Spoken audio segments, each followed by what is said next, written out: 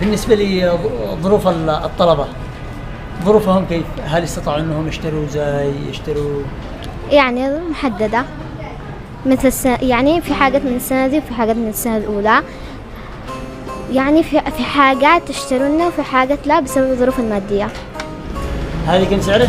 20. 20,000؟ أيوة، بس اشترينا قبل 3 سنين بمدري ب10 كذا ب8. الزي كم يطلع؟ كم يعني هذا الزي المدرسي كم إجمالا كم يطلع سعره؟ 20. 20,000. أيوة. حاليا اشتريتي كل احتياجاتك المدرسية؟ الشنطة بس. الشنطة ما اشتريتيهاش؟ لا. ليش؟ ما تكفيش بياس، يعني ما فيش بياس. أنتم كم في منزلكم في البيت؟ كم منكم مثلا طلبة من البيت؟ 7. 7 طلاب. هل استطاع الوالد والأم على شراء الاحتياجات المدرسة؟ استطاعوا أنهم يشتروا الزي المدرسي، الدفاتر، الشنط، الأحذية؟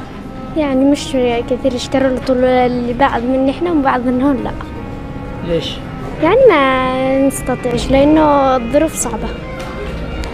بداية احنا لما رجعنا المدارس كطلبة كنا متحمسين جدا احنا ندخل المدرسة ونبدأ عام دراسي باجتهاد أكثر، بنشاط أكثر، بمعدلات أقوى.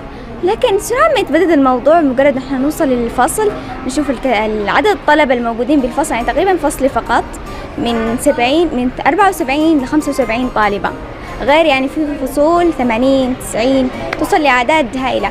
المشكلة مش بس بعدد الطلاب، إنه إحنا لما بنجلس يحصل لنا مشاكل مع المدرسين، ما نقدرش نسمع المدرسين، يحصل صعوبة في توصيل المعلومات لكل طالب، صعوبة إنه ياخذ كل طالب حقه بالتعليم.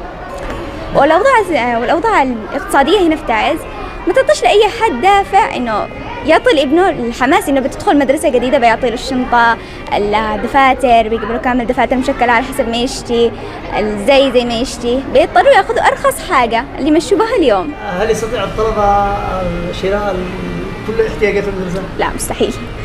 قد ياخذ يعني بدل ما كنا ناخذ درجان الأقلام صرنا ناخذ لونين 3 ألوان، غير إنه في أسر عندهم دعم كبير. شكرا جزيلا.